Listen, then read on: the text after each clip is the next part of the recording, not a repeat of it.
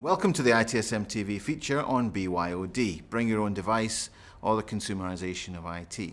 As an overview, the IT world is potentially being turned upside down by the fact that there are more and more organizations where staff are coming in with high-spec, high-function devices and expecting to use them or be able to use them on corporate systems. The challenge for IT organizations is understanding what their policy should be and how to implement it, because in some cases this can involve greater cost and in many cases will involve greater risk in terms of security. So it's important that IT departments don't put their head in the sand and have a policy that they can actually apply to this for their staff, how they use their equipment, and also from the point of view of managing their own risk and security and controlling costs. It's a very hot topic, so let's hear what some key industry people think about BYOD. First of all, we'll talk to Patrick Bolger from Hornbill Service Management, and also an experienced CIO, Ian Cox, who has been CIO of Interserve and May Gurney.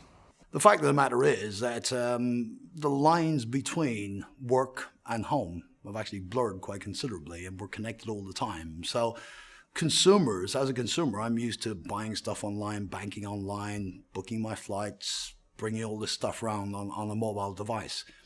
I need that kind of productivity when I'm at the office as well. And if it's not offered to me by IT, then I'll go and get it elsewhere. There's no way we can avoid this.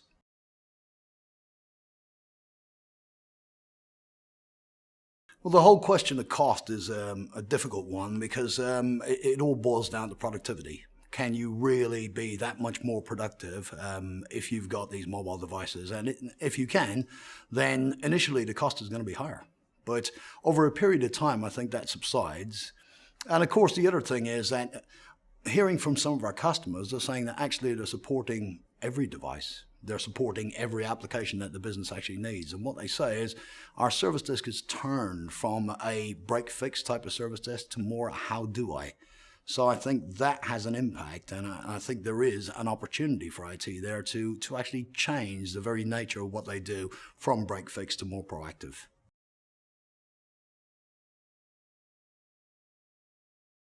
Well, the first piece of advice I give to IT executives, IT managers, service desk managers is to find out the scale of the bring your own device issue or bring your own productivity issue, to go out and actually talk to users, talk to the service desk and find out what people are using.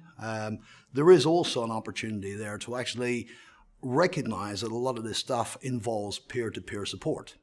So if I have a problem with my MacBook Air, I don't go to our IT function. I'll Google it. I'll go onto various forums. Actually enabling that can really reduce the cost of providing support for these devices. It would be quite easy to get a web service. You enter the serial number of your device, goes away and finds what that is, and actually put a self-service page together where users can talk about these things in a forum-like manner and try and assist each other. So even if you're not officially supporting these devices, you can do an awful lot to enable the support of these devices by peer-to-peer and community support.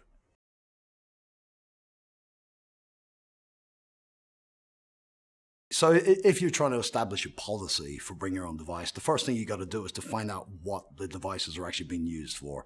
Does it go against corporate policy? Is your data at risk? You do have all these compliance issues. You may have invested a lot in documentation and standards, and that can be all called into question if you don't have a sufficient policy to help with bring your own device. The problem is that if we're not seen as sufficiently agile and sufficiently aware of what the business actually needs and able to provide it, they'll go and get it somewhere else. So my advice would be service reviews. That's the time to be bringing these things up, to find out what type of systems, access, devices, services the business units actually need, and making sure that we have at least some way of responding in as agile a form as our competitors, because that's what bring your own device is now. It's our competition. My first piece of advice to any CIO dealing with BYOD at the moment is don't ignore it. It's going to happen, and whether you agree with it, whether it's right for your business, you need to have some basic policies and controls in place while you figure out what your long-term strategy is. An important part of that is actually educating staff.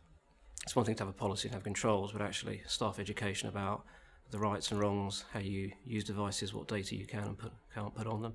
It's actually a key part of making sure that anything you put in place on an interim basis works very well. I think that is really a strategy to buy you a bit of time while you think what your long-term approach to BYOD should be.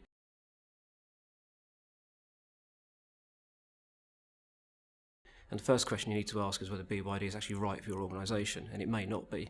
It may be that providing your staff with the types of devices they would buy for themselves and designing your apps in a way which is consistent with the types of apps they would download for their own use is actually the right approach. If BYOD is going to work for your organisation, it is the right approach, then you need to think about who needs or who should be included, what type of data they'll be using, and then evolve and iterate your policies and controls around that type of approach. And part of that is changing the culture of IT from probably a risk avoidance organisation to a risk management. BYOD will always have risks associated with it. So you need to think about how you manage those risks and which risks are acceptable based on the types of users and the types of data.